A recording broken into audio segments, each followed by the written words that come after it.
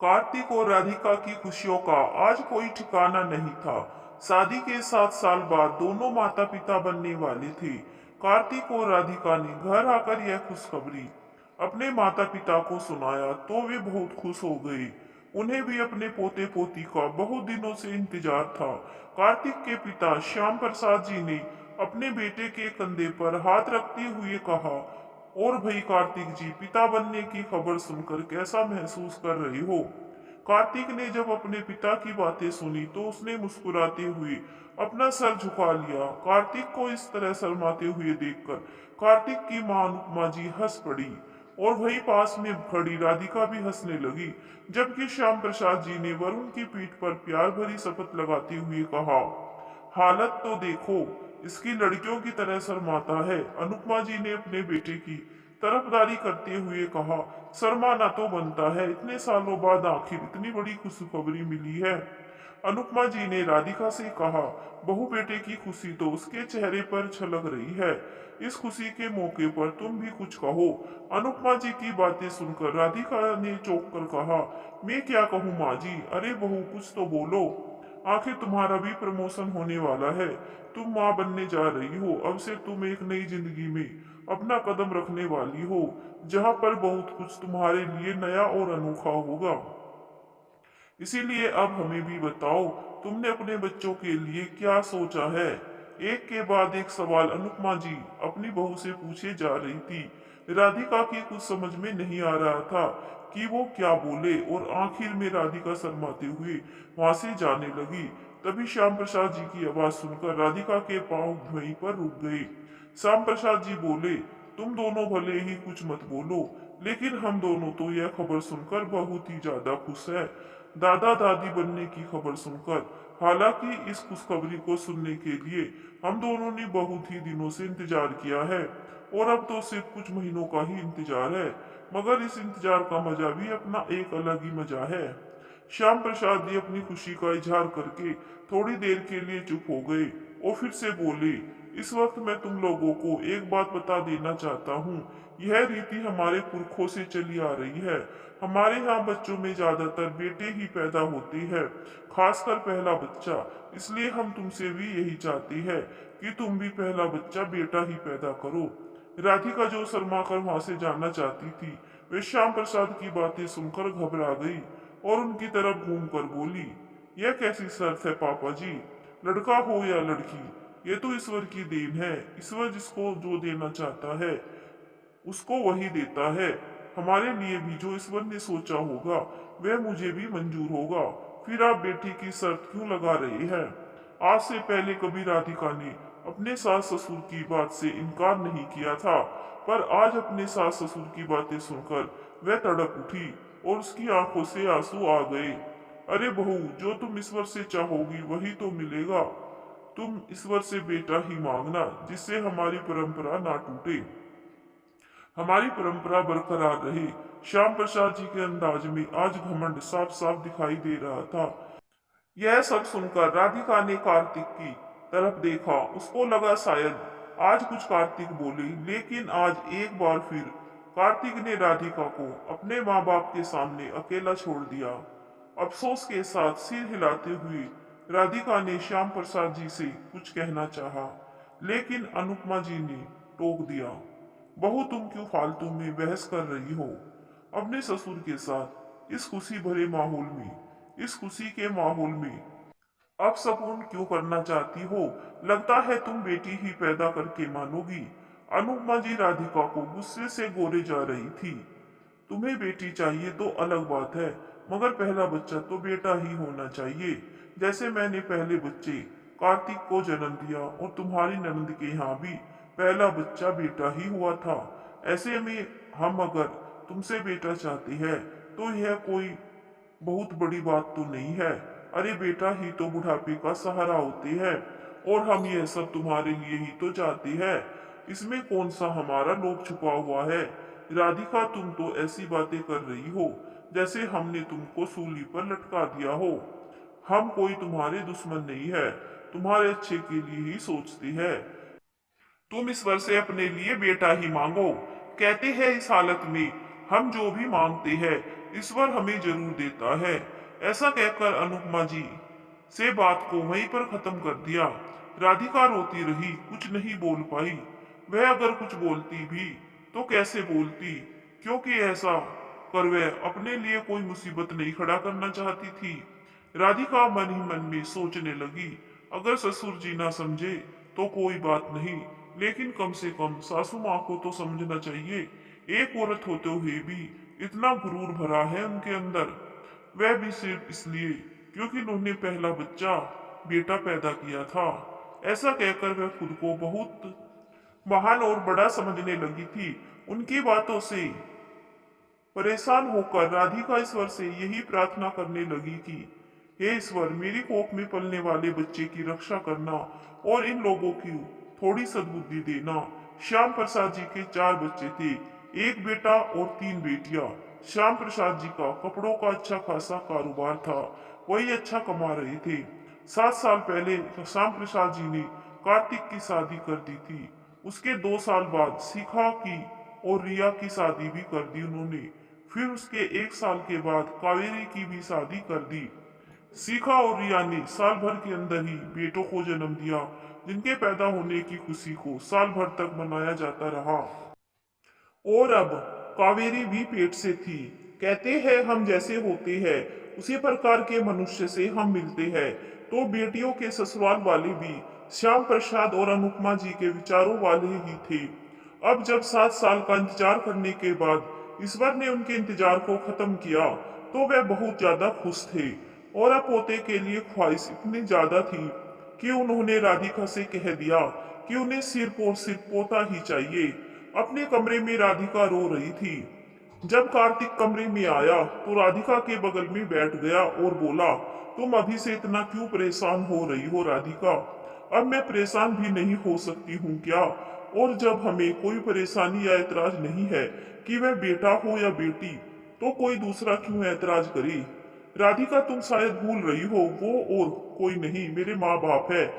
जानती हूँ तुम्हारे माँ बाप है, इसलिए आज तक जो कुछ भी हुआ सब बर्दाश्त किया। मैंने कभी मुंह नहीं खोला, पर अब मैं क्या करूं, अब बर्दाश्त नहीं होता मुझसे। इतने सालों बाद हमें यह खुशियां मिल रही है और अभी अपनी खुशी ढंग से हमने मनाई भी नहीं, और तुम्हारे माँ बाबूजी का यह फरमान आ गया कि उनको पोता ही चाहिए, और आप तो कुछ बोल ही नहीं सके अपने माँ बाबूजी को। राधिका, तुम अच्छी तरह जानती हो मैं उनके सामने बोलने की हिम्मत नहीं कर सकता। हाँ हाँ जानती हूँ, आप क्यों अपने बाबूजी के सामने नहीं बोल सकते, क्योंकि आज तक आप बेरोजगार है। अरे लानत है ऐसे मर्द पर जो खुद के हाथों खड़े होकर अपना और अपनी बीवी का पेट भी नहीं भर सकता। जब उनके एहसान तले दबे है तो ऐसी हालत में भला कैसे आप उनके सामने बोल सकते हैं? तुम परेशान ना हो, जरूरी तो नहीं कि बेटी ही हो, बेटा भी हो सकता है। तुम बस ईश्वर से अच्छी से उम्मीद करो। मुझे तो ईश्वर से अच्छी ही उम्मीद है। होने को तो बेटा भी हो सकता है, पर अगर बेटी हो गई तो। इसी बीच में राधिका की ननंद कावेरी ने एक खूबसूरत बेटी को जन्म दिया। कावेरी के ससुराल वाले ज्यादा खुश तो नहीं थे, पर दुखी भी नहीं थे। जब अनुपमा जी और श्याम प्रसाद जी को पता चला तो वे दोनों बहुत ही दुखी हो गए और कावेरी से नाराज भी। इन लोगों के हिसाब से कावेरी ने इन लोगों को गुरूर तोड़ दिया था, इनकी नाक कटा दी थी। कावेरी ने इतना ज्यादा नाराज हुए, दोनों पति पत्नी की मायके से जो भी कपड़े लगते हैं और उपहार जाते हैं उसे कार्तिक के हाथों भिजवा दिया, पर खुद बेटी और नातिन को देखने भी नहीं गए। इनका जब अपनी बेटी के लिए ऐसा व्यवहार है तो मेरे साथ राधिका और भी ज्यादा डर गई थी। मेरा पति तो कुछ काम भी नहीं करता। इन सभी बातों को सोचकर राधिका बहुत परेशान हो गई और ईश्वर से प्रार्थना करने लगी, ईश्वर मेरी लाज रखना। इसी बीच राधिका की ननंद शिखा अपने बेटे को लेकर मायके रहने आई और शिखा का सुनकर रिया भी आ गई। दोनों के आते ही राधिका का काम बहुत बढ़ गया था। दोनों ने आते ही अपनी अपनी फरमाइश रख दी थी कि उन्हें क्या क्या खाना है, और उनकी इच्छाएं पूरी करना राधिका की जिम्मेदारी थी, जिसको पूरा करने के लिए राधिका किचन में खड़ी थी। जबकि आज सुबह से ही राधिका को सुस्ती लग रही थी। बस यही दिल कर रहा था कि सब काम छोड़कर बिस्तर में जाकर लेट जाए, पर ऐसा होना मुमकिन ही नहीं था, जबकि सब लोग उसकी हालत जानते थे। इसके बावजूद भी उन लोगों को राधिका की जरा सी भी परवाह नहीं थी। वह दुखी दिल से अकेली सब काम करने में लगी हुई थी। खाना बनाकर थोड़ा सुस्ताने के लिए राधिका बैठक वाले कमरे में उन लोगों के बीच आकर बैठ गई। सबने अपनी ही बातों में बिजी रहकर एक नजर राधिका की तरफ डाली। राधिका के चेहरे से ही नजर आ रहा था कि वह ठीक नहीं है। राधिका की हालत देखकर शिखा और रिया उनके पास आई और बोली, भाभी आप ठीक तो है? शिखा के सवाल सुनकर राधिका ने ऐसी नजरों से उसे देखा जैसे कह रही हो, तुम खुद भी तो इस हालत से गुजर चुकी हो, तुम्हें तो अंदाजा होना चाहिए कि मैं ठीक हूं या नहीं। पर रिया मुंह से कुछ नहीं बोली। रिया राधिका की नजरों का मतलब समझ गई थी, इसीलिए उठकर अपनी माँ के पास आई और बोली, माँ अभी भाभी से ज्यादा काम मत करवाया करिए। अरे मैं कौन सा काम लेती हूँ इससे, वैसे भी 3 आदमियों के काम होते हैं, रोज तो यह आराम ही करती है। आज तुम लोगों के आने के कारण काम थोड़ा बढ़ गया है। अब तुम क्या चाहती हो?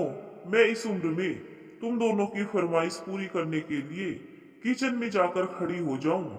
अनुपमा को रिया की बातें शायद पसंद नहीं आई, इसीलिए नाक चढ़ाकर रिया को उन्होंने झाड़ दिया।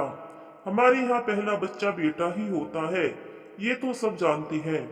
कावेरी को जरूर बेटी पैदा हुई है, पर लगता है कावेरी के ससुराल में पहले बेटी होने की ही परंपरा है, इसीलिए तो कावेरी की सास की भी पहली बेटी हुई और जेठानी की भी बेटी हुई। पर मुझे पक्का यकीन है हमारे घर में तो सबसे पहले बेटा ही आएगा। राधिका उन लोगों की बातें से दुखी होकर वहां से चली गई। धीरे धीरे वक्त गुजर रहा था। आशा और निराशा से झूलते हुए वो दिन भी आ गया जब राधिका को प्रसव पीड़ा होने लगी। राधिका को कार्तिक नया अस्पताल में भर्ती करवाया। राधिका की हालत बहुत ही ज्यादा नाजुक थी। डॉक्टर ने राधिका के ऑपरेशन के लिए बोला।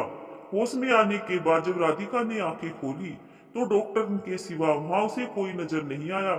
राधिका ने अपने बराबर की जगह को खाली देखकर डॉक्टर से कमजोर आवाज में सवाल किया, डॉक्टर साहब मेरा बच्चा? राधिका की आवाज सुनी तो राधिका की तरफ पलटकर बोली, घबराओ मत, तुम्हारा बच्चा बिल्कुल ठीक है, अभी सिस्टर बच्चे को लेकर आती होगी। जब सिस्टर ने बच्चे को राधिका के गोद में दिया तो उसे देखकर जैसे राधिका का दिल ही बंद हो गया। उसके मुंह से आवाज ही नहीं निकल पा रही थी, बस एक ही सवाल उसके दिल में गूंज रहा था, अब क्या होगा? प्रभु ने इन सब लोगों की और मेरी विनती को ठुकरा दिया। राधिका के होश में आने की खबर पाकर सभी लोग कमरे में आ गए। सब लोग राधिका के बोलने का इंतजार कर रहे थे। राधिका के कुछ भी कहने और सुनने से पहले ही सिस्टर एक बार फिर कमरे में आती है। सिस्टर के हाथों में एक बच्चा था जिसे लाकर सिस्टर ने राधिका के बगल में लेटा दिया। राधिका कुछ न समझने वाली नजरों से सिस्टर को देखने लगी। राधिका को अपनी तरफ हैरान नजरों से देखते पाकर सिस्टर ने कहा, अरे आप इतना हैरान क्यों हो रही हो? आपने जुड़वा बच्चों को जन्म दिया है, एक बेटा और एक बेटी। सिस्टर की बातों को सुनकर राधिका के हाथ तुरंत ईश्वर को धन्यवाद देने के लिए जुट गए। हे ईश्वर, आपका लाख लाख धन्यवाद, आपने जो मेरी लाज बचा ली और मुझे इस मुश्किल से बचा लिया। अब तो तुम खुश होना। राधिका ईश्वर ने हम दोनों की चाहतों को पूरा कर दिया, तुम्हें बेटी मिल गई और हमें पोता। अनुपमा जी ने झट से राधिका के बगल से बेटे को उठा लिया और उसका माथा चूमकर श्याम प्रसाद जी को दे दिया। सब बहुत ही खुश थे। राधिका तो बस इतना ही जानती थी कि आज उसका शरीर और आत्मा दोनों ही उस ईश्वर के आगे नतमस्तक है, जिसने उसकी लाज रख ली है और हर तरह का डर खत्म कर दिया है। जी मैं बहुत खुश हूँ, जवाब देती हुई ममता भरे एहसास के साथ उसने गोद में ली। अपनी बेटी की तरफ देखा तो चुपचाप आंखें बंद किए अपनी मासूम नींद का आनंद ले रही थी। राधिका के दिल में एकदम से प्यार का सागर फूट पड़ा और उसने झुककर धीरे से बच्चे का माथा चूम लिया। श्याम प्रसाद जी ने बच्चे को प्यार करके कार्तिक के हाथों में दिया। और अनुपमा के साथ बाहर चले गए। अब कमरे में सिर्फ कार्तिक और राधिका ही मौजूद थे। कार्तिक बच्चों को देखकर राधिका की तरफ आया और करीब पहुंचकर बेड पर उसके सामने बैठ गया। धन्यवाद, कार्तिक ने राधिका की तरफ देखकर धीरे से उसको बोला, जिस पर उसने कार्तिक को देखते हुए कहा, धन्यवाद मेरा नहीं बल्कि ईश्वर का कीजिए, जिसने हमारी विनती सुन ली और हमारी लाज रख ली, वरना ये आज न हुआ होता तो न जाने अभी क्या हो रहा होता। हाँ, तुम बिल्कुल सही कह रही हो। ईश्वर का जितना धन्यवाद करूं वह तो कम ही होगा, पर धन्यवाद तुम्हारा भी तो हक बनता है। तुम्हारे कारण ही आज हमें यह खुशी देखने को नसीब हुई है। 4 दिन बाद राधिका की छुट्टी हो गई। वह सब बच्चों को लेकर घर लौट आए, जहां एक नई जिंदगी का इंतजार कर रही थी। जिंदगी बड़े ही खूबसूरत मोड़ पर आकर रुकी थी। 1 महीना बीत चुका था। दोनों बच्चों के नाम रख दिए गए। अपने पोते का नाम श्याम प्रसाद जी ने अपनी मर्जी से राजवीर रख दिया, मगर पोती का नाम नहीं रखा था, इसलिए राधिका ने अपनी मर्जी से अपनी बेटी का नाम अर्पिता रख दिया था। सब कुछ ठीक चल ही रहा था, वो शायद ठीक ही चलता रहता, जो अगर उस दिन वह सब न हुआ होता। बच्चों की पैदाइश को 5 महीने होने को आए थे। राधिका अभी तक अपने मायके नहीं जा पाई थी, इसीलिए उस दिन राधिका ने अपने मायके जाने का विचार किया। सास ससुर ने भी खुशी खुशी राधिका को जाने की इजाजत दे दी और राधिका भी खुशी खुशी सारी तैयारी पूरी करके जब राजवीर को लेने अनुपमा जी के कमरे में आई, जहाँ अनुपमा जी राजवीर को लेकर बैठी थी, राधिका ने राजवीर को उठाया। अनुपमा जी ने रोक दिया। अरे बहू, राजवीर को क्यों उठा रही हो? राधिका उनके सवाल को समझ नहीं पाई। राधिका ने उन्हें के अंदाज में जवाब दिया, अपने साथ ले जाने के लिए माँ जी। मगर तुम्हें किसने कहा कि तुम राजवीर को अपने साथ लेकर जा रही हो? राधिका उनके सवालों को समझ ही नहीं पा रही थी। राजवीर उसका बेटा था जिसे माँ की जरूरत थी। ऐसे में अगर वो कुछ दिनों के लिए अपने मायके जा रही है तो अर्पिता के साथ साथ राजवीर को भी साथ लेकर ही जाना ही था। नहीं, तुम उसे हमारे पास ही रहने दो, बड़ी आसानी से कहकर अनुपमा जी ने राधिका को हैरत में डाल दिया। क्या मतलब है माँ जी? जब बहू का गुस्से से लाल मुंह देखा तो अनुपमा जी उसे समझाते हुए बोली,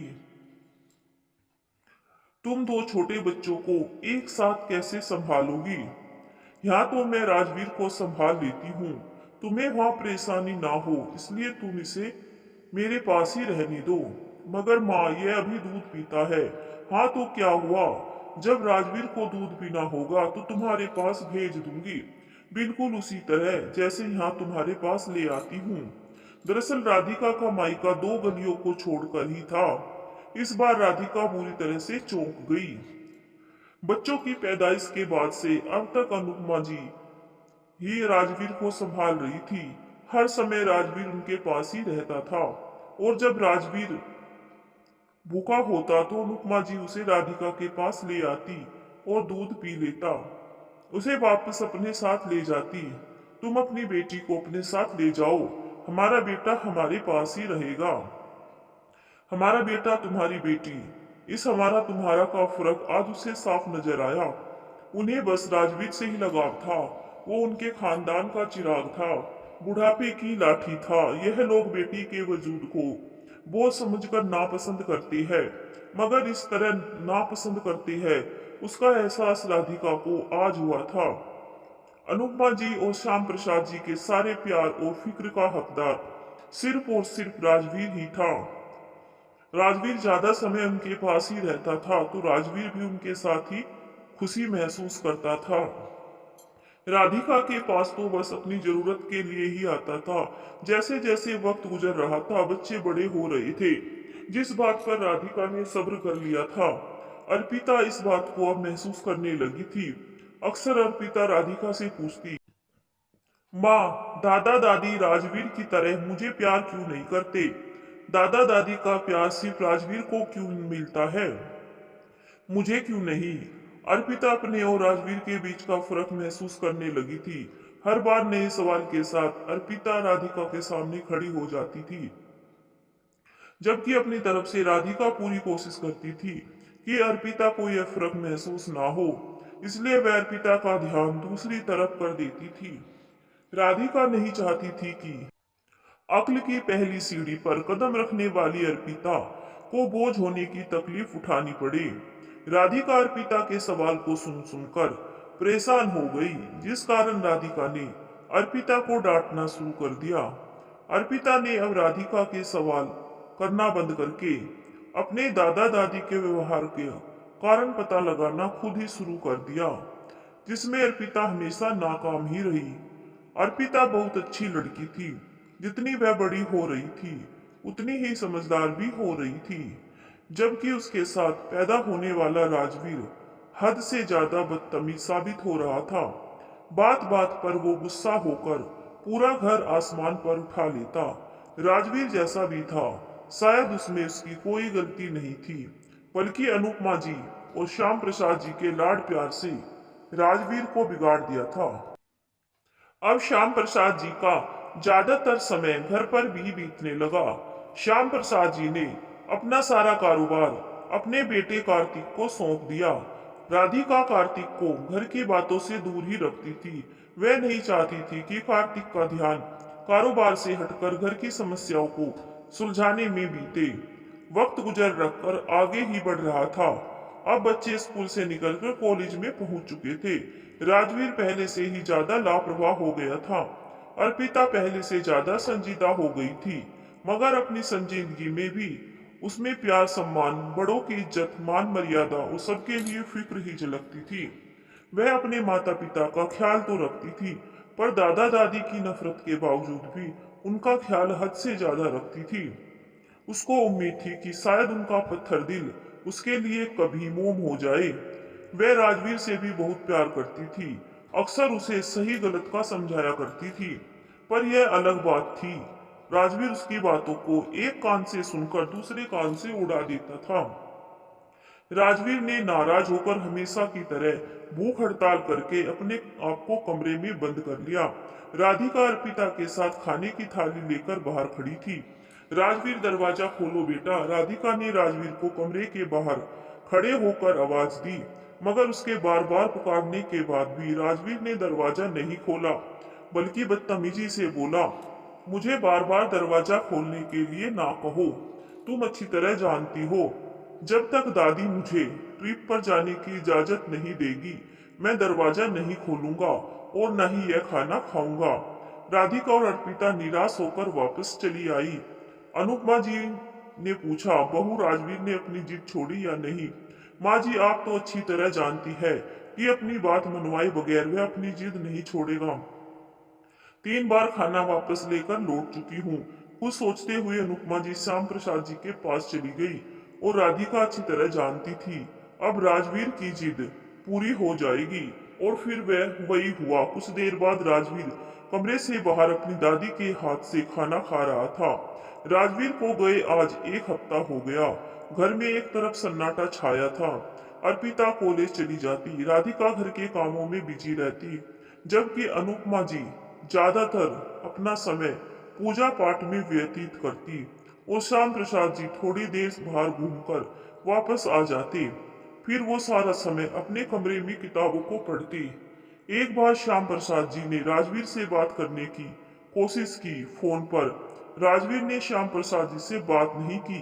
उनकी ऐसी हालत देखकर अक्सर अनुपमा जी कहती, बेटे से कभी इतना प्यार नहीं किया जितना कि पोते को करती है।